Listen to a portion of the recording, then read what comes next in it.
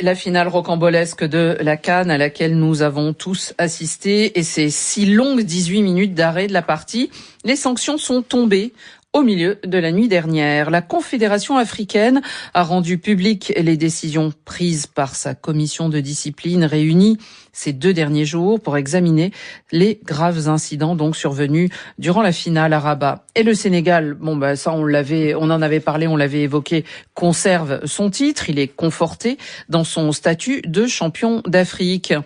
Mais les adversaires ont été punis, les deux d'ailleurs, et évidemment à des degrés divers. Alors, en petit détail, on va dire, mais pour ce qui a été dit, pour le Sénégal, le sélectionneur Pape Thiaw est suspendu pour 5 matchs. 2 de ses joueurs, Ismaïla Sarr et Iliman Ndiaye, écopent eux de 2 matchs. Alors les 3, c'est pour comportement antisportif. En plus, Pape Thiaw est accusé ou soupçonné de violation des principes de fair play et d'intégrité et d'atteinte à l'image du football. Ça, ce sont les termes du communiqué. Et puis il y a des amendes assez lourdes. 100 000 $ pour le sélectionneur, 615 000 $ pour la fédération. Côté marocain, 2 matchs, dont un avec sursis pour Achraf Hakimi, 3 pour Ismaël Saïbari, pour les 2 aussi comportements là anti-sportifs. Amende de 315 000 $ pour la fédération et 100 000 pour Saïbari. Toutes ces sanctions et ces spécifiés sont limitées aux compétitions africaines. Alors, Étienne Moati, vous qui êtes habitué, donc, je le disais, mais des arcanes, parce que c'est vous souvent qui enquêtez sur tout ce qui se passe dans les règlements et dans ces fédérations et confédérations. Est-ce que pour vous, ces sanctions sont conformes à ce qui se pratique ? Il faut dire quand même d'abord que ça arrive quand même pas très souvent, ce type d'événement qu'on a pu connaître pour la finale de la CAN, donc il n'y a pas forcément énormément de précédents pour pouvoir faire une jurisprudence. Maintenant, moi, ces sanctions me paraissent finalement pas si sévères que ça, même peut-être pas très sévères du tout, parce que vu ce qui s'est passé, vu la médiatisation qu'il y a eu de cet événement, c'est quand même extrêmement rare. Moi, j'ai pas beaucoup de précédents en tête d'une sélection qui quitte le terrain pour un match, notamment pour une finale comme ça. Et qu'est-ce qui se serait passé si Sadio Mané n'avait pas réussi à faire revenir ses coéquipiers? Le match ne serait pas allé à son terme. Est-ce qu'on aurait offert le titre aux Marocains sans que le match ne soit terminé? Donc tout ça me paraissait quand même quelque chose d'assez énorme qui devait pouvoir conduire à des sanctions exemplaires. Alors les sanctions, elles sont de mon point de vue finalement assez limitées et comme vous l'avez dit, elles se concentrent uniquement donc sur les confédérations, sur les compétitions africaines. Et par exemple, le Sénégal, qui est concerné par la Coupe du Monde, n'est pas concerné par des sanctions. Oui, mais bon, c'est le Sénégal qui a eu le plus de sanctions sur ce coup-là. Voilà, donc tout ça au bout du compte, et je trouve que c'est aussi un jugement assez politique parce que on donne des sanctions au Sénégal, mais on en donne aussi un petit peu au Maroc pour que ce soit un petit peu réparti dans les 2 camps. Donc de mon point de vue, ça aurait pu être beaucoup plus sévère, beaucoup plus marquant par rapport à ce qui s'est passé, et puis pas forcément réparti pour en faire une espèce de décision politique et qui satisfait un peu tout le monde. Youssouf Moulombou, quel est votre regard sur ces sanctions au vu de ce qui a pu se passer ce soir-là et quand même gâcher la fête? Pour être sincère, moi j'attendais pas plus de la CAF. Je pense qu'ils l'ont géré à l'africaine, en famille, et ils ont voulu plutôt apaiser les cœurs des 2 camps. Mais c'est vrai que le dommage collatéral aujourd'hui, c'est le Maroc qui a organisé cette compétition avec hostilité. Ils ont accueilli toutes les équipes et les staffs. Avec hospitalité, oui. Exactement. Accueil fraternel, on va dire. Fraternel, ouais. Et donc, je pense que vraiment, c'est le dommage collatéral et c'est vraiment dommage parce que cette compétition avait bien débuté et elle avait bien fini et je pense vraiment et je suis vraiment d'avis à ce que le Sénégal soit sanctionné un peu plus. Mais au vu de ce que fait la CAF, d'habitude, j'attendais pas mieux. On va écouter notre consultant durant cette compétition et qui était avec Christophe Jousset et Cédric De Oliveira en tribune au soir de la finale. C'est évidemment Joseph-Antoine Bell. La rigueur de la loi a été un petit peu diluée pour pouvoir en arriver là. C'est vrai parce que il fallait ne pas entacher le côté sportif de cette affaire-là. Et donc, on a été indulgent. je dirais que cela va peut-être encourager tous ceux qui ont la mauvaise foi de polluer l'environnement de match pour bénéficier d'un préjugé favorable, mais d'un préjugé qui est totalement corrompu.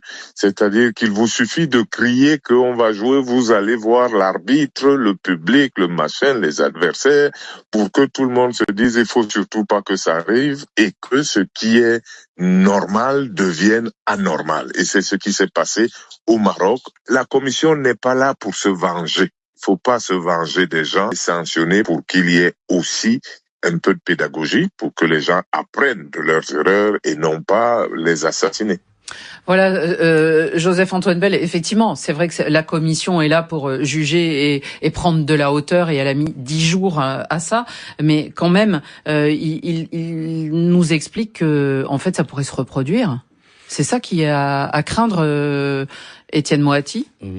Oui, ça peut toujours se reproduire, même si, comme je le disais, ça arrive quand même pas non plus très très souvent ce type d'événement. Mais je crois que la CAF, elle a surtout voulu se concentrer en fait sur des personnalités, parce qu'il y avait aussi une autre possibilité, c'était de frapper directement la sélection sénégalaise en tant que telle. C'est-à-dire faut le redouter pour les Sénégalais. C'était le recours du Maroc, c'est-à-dire infraction des articles disant qu'une équipe ne peut pas quitter le terrain sans autorisation de l'arbitre. Non, on pouvait très bien, évidemment, laisser le titre aux Sénégalais, qui, de mon point de vue, l'ont mérité, mais on pouvait aussi sanctionner le Sénégal pour des compétitions futures. C'était un vrai risque pour le Sénégal, de mon point de vue, et je pense que les Sénégalais avaient cette crainte-là quand même. Et finalement, il y a strictement aucune sanction qui concerne la fédération sénégalaise, la sélection sénégalaise pour les prochaines compétitions de la CAF. Youssouf? Oui, mais je pense que c'est compliqué après de les sanctionner au niveau de la FIFA, vu que la compétition... Pas au niveau de la FIFA, non, au niveau de la CAF, c'est-à-dire pour une prochaine compétition de la CAF, pas simplement qu'ils soient sanctionnés pour la prochaine Coupe du Monde. Moi, j'ai le souvenir, alors évidemment, l'affaire est allée au bout, et ça concernait un club italien, et ça fait assez longtemps, quand le Milan AC a quitté le terrain dans un match contre l'Olympique de Marseille en Ligue des Champions au Stade Vélodrome. Oui, c'est ça. Oui, ça, il y a que les Italiens qui voyaient pas. Donc le Milan AC a quitté le terrain, n'a pas voulu terminer le match. Et la saison prochaine, et c'était le grand Milan AC de Silvio Berlusconi, ils ont été suspendus 1 an de toute compétition. Alors, le match a repris avec le Sénégal, mais on aurait presque pu en arriver là. Oui. Donc, on aurait pu imaginer une sanction quand même un petit peu plus forte. Et d'ailleurs, notre correspondant à Dakar, Babacar Fall, a promené son micro ce matin dans les rues de Dakar. Et c'est effectivement, on a la sensation, quand on entend les Dakarois avec qui il a parlé, qu'il y a un certain soulagement. C'est-à-dire, ils se disent, on a en gros échappé au pire quand même. Et donc, Pape Thiaw emmènera son équipe à la Coupe du Monde et jouera contre la France son premier match. Matteo Cioffi, on en a parlé cette finale du côté de l'Italie. Énormément. Et j'étais en train de... Pour le bien et pour le mal, c'est ça? Ouais, dans le bien et dans le mal, dans le sens que tout d'abord les Italiens sont vraiment passionnés par la Coupe d'Afrique, parce que premièrement il y a pas mal de joueurs qui jouent en Italie, donc qui sont concernés. Mais ça fait pas mal d'éditions que les Italiens suivent la Coupe d'Afrique, et cette fois-ci c'était un peu un dommage, parce qu'on a vécu vraiment une compétition de bonne qualité. Les Italiens étaient là, chacun avait son petit pays. Moi, j'étais supporter du Burkina Faso, mais j'ai complètement raté mes paris. Et il faut savoir, par exemple, que la finale a été regardée, parce qu'il y avait une chaîne italienne qui a montré tous les matchs en direct, et la finale était regardée par 900 000 Italiens qui étaient devant leur poste de télé, et 1,4 million lorsque le Sénégal est sorti du terrain. Donc, au moment clé c'est horrible. Le pic de ce défi, ils étaient presque 1,5 million, parce que je crois qu'il y a eu bien sûr. Une communication WhatsApp qui ont commencé à circuler par les Italiens. Ils se sont tous... en France, c'était entre 3,5 millions et 4 millions, autour de 3 millions et demi. C'est évidemment un vrai succès, donc grandissant à chaque maintenant édition de la CAN. Seulement la finale était sur une chaîne ouverte, gratuite, et ça a très bien marché. Ça a très bien marché, et le M6, pour ne pas le citer, donc a acheté la finale, donc Sénégal-Maroc, donc pour être diffusé en clair, ce qui n'était pas le cas au début de la compétition. C'est-à-dire qu'il y avait le sentiment il y avait un engouement du public français pour et un intérêt. Youssouf Moulumbo, allez, pour refermer ce chapitre, si vous voulez l'écouter, d'ailleurs, Joseph-Antoine Bell, vous pouvez le trouver sur le site RFI.fr. Lui, il dit, bon, allez, il faut refermer la page, les dirigeants des deux camps doivent se ressaisir et passer à autre chose.